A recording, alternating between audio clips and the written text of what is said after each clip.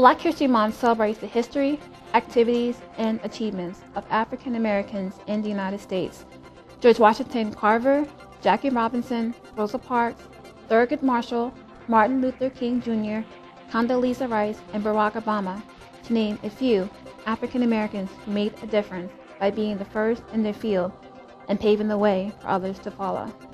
The NRC Advisory Committee for African Americans is a committee of men and women working in different offices and performing various job duties supporting the NRC and serving the public.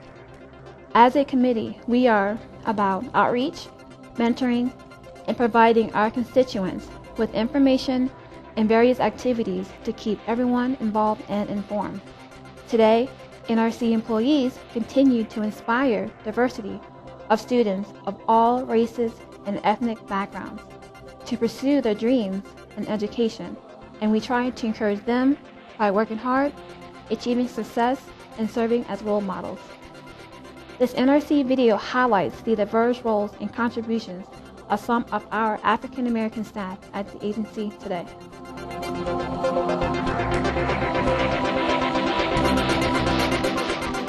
As a desk officer in the Office of International Programs, I'm responsible for preparing the commissioners that I travel with for their international travel. And this can include giving them talking points, preparing them for speeches, and setting their itinerary for international travel. I also do the same for senior executive service managers at the NRC.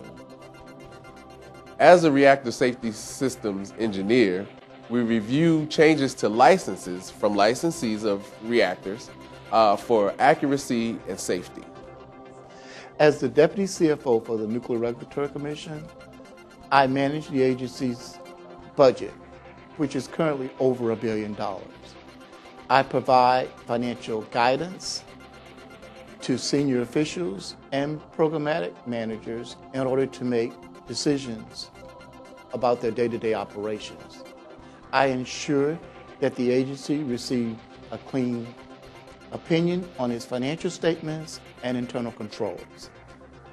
And I also ensure that the employees, internal within NRC, and our vendors, external, receive proper and timely payments. Here at the NRC, I work in the Work Life and Benefits branch, and I basically process any action for benefits for the employees. So I work closely with the Human Resources Benefits Officer and the specialist, and we process things like health insurance requests.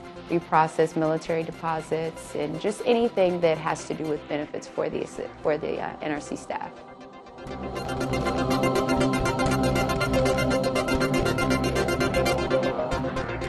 I play a role as far as helping others come up in their career. And currently now at the Nuclear Regulatory Commission, I'm mentoring about 3 staff. I challenge them to say, if you're not doing this, why not? What can we do to make, your experience, work-wise or otherwise, better?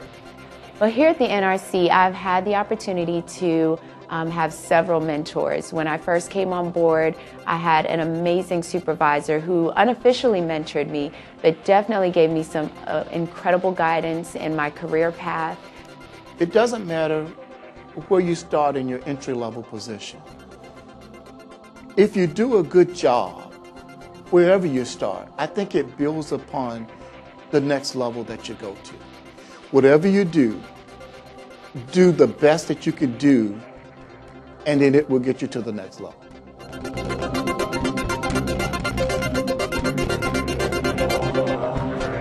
Plenty of inspirations along the way, including a long list of teachers, and but one teacher in particular was my physics teacher in high school, Dr. Doss. We had something called Dawes Effects, and she really inspired me to get into science and to really look towards my potential as an engineer in my senior year of high school.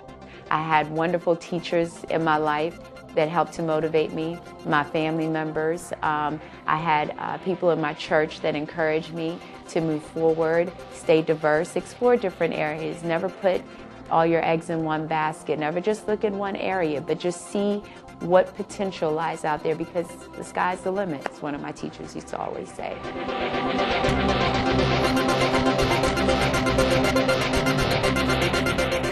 A set-aside time to reflect and honor those that paved the way for African Americans in this country. I think it's necessary. I think that it should be respected by all folks. Bringing the gifts that my ancestors gave. I am the dream and the hope of the slave. I rise, I rise, I rise.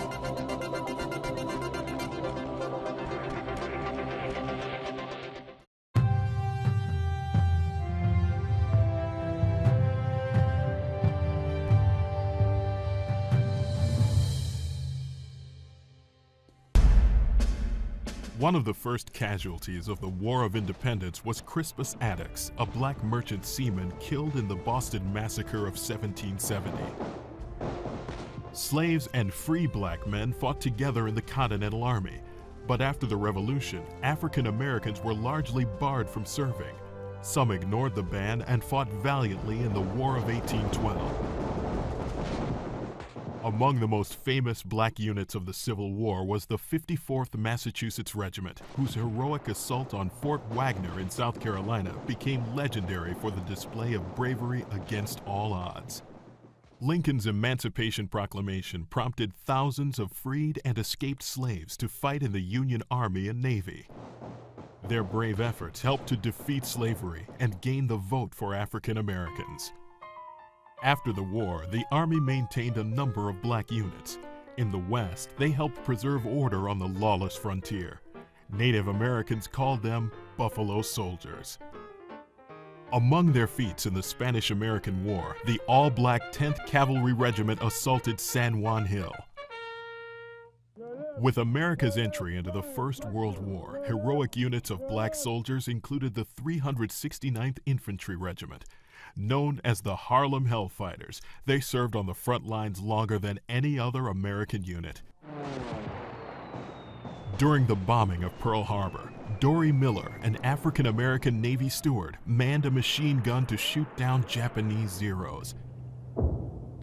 African Americans continued to serve heroically during World War II, although in segregated units. Nonetheless, the barriers were slowly being broken. Black women were now able to enlist in the armed forces, and the number of black officers was increasing dramatically. Benjamin O. Davis Sr. had become the country's first African-American general in 1940. His son, future Air Force General Benjamin O. Davis Jr., commanded the 332nd Fighter Group, also known as the Tuskegee Airmen. Their outstanding performance helped to bring an end to segregation in the military. In 1948, President Truman issued an executive order directing the military to give all soldiers equal treatment and opportunity. There is no justifiable reason for discrimination because of ancestry, or religion, or race, or color.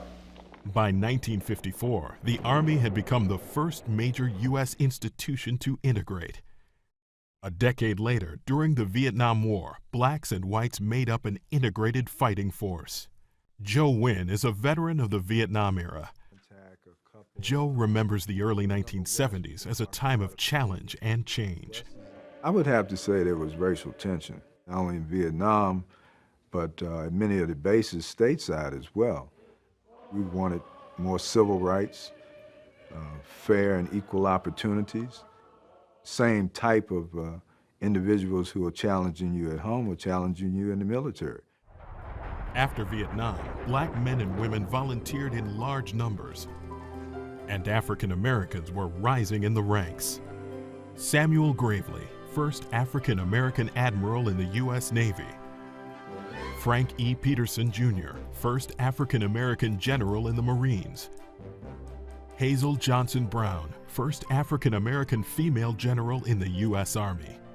General Colin Powell's appointment as chairman of the Joint Chiefs of Staff marked a high point in an extraordinary legacy of service. In Operation Desert Storm, he led U.S. Armed Forces to one of the most impressive victories in military history.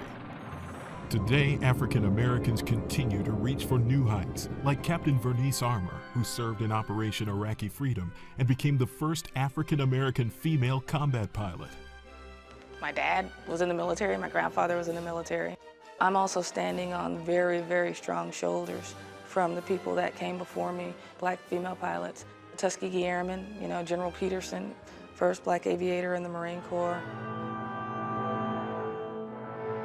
African Americans have valiantly answered the call to defend our country time and again.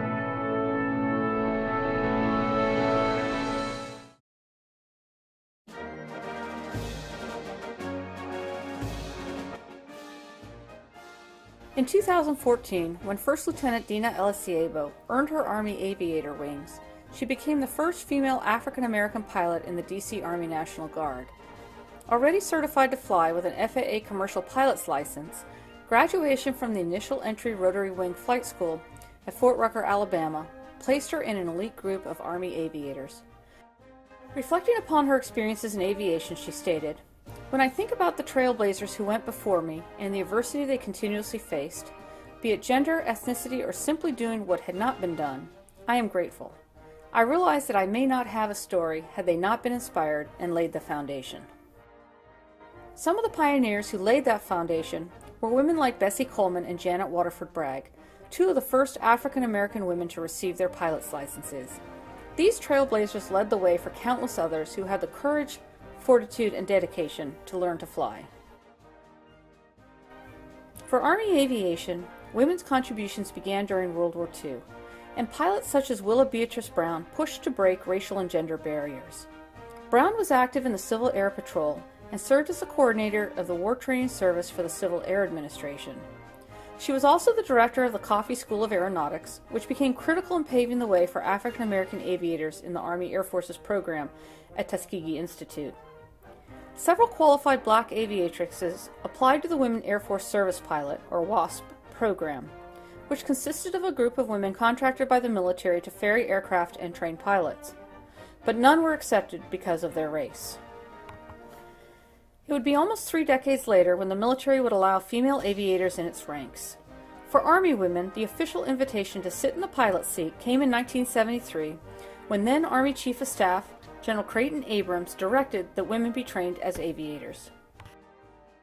A few years later, in 1979, Lieutenant Marcella Hayes became the first African American female to receive aviator wings in the United States Army. After graduating from the University of Wisconsin as the highest-ranking cadet in her class, Hayes was commissioned in 1978 and completed her helicopter flight training a year later at the U.S. Army Aviation Center. She served 22 years and retired as a lieutenant colonel. Many other women followed. Warrant Officer Janet Flowers was the first African American female to graduate from the Warrant Officer Rotary Wing Aviator Course at Fort Rucker, Alabama in 1982. A few years later, after the 1992 decision was made to open combat aviation to Army women, Christine Knighton was in command of a tactical combat arms unit in the 1st Cavalry Division at Fort Hood, Texas. Colonel Knighton went on to retire after a 29-year Army career. Lieutenant Colonel Rose Fitchett was the Army's first African American flight surgeon. Her service was acknowledged by a South Carolina House resolution that recognized her 18 years of outstanding military service and then declared an official state, Military Women's Day, in November of 2011. The proud tradition of African American female aviators continues today with the extraordinary service of women like Chief Warrant Officer Sheila Presley, who served as an attack helicopter pilot in Operations Iraqi Freedom and Enduring Freedom. This highly decorated soldier credits the Army with allowing her to live her childhood dream, to be an aviatrix.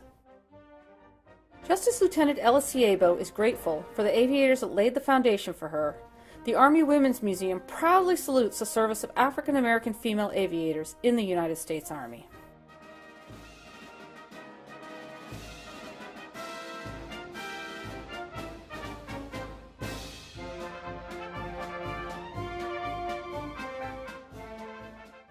It's such a nice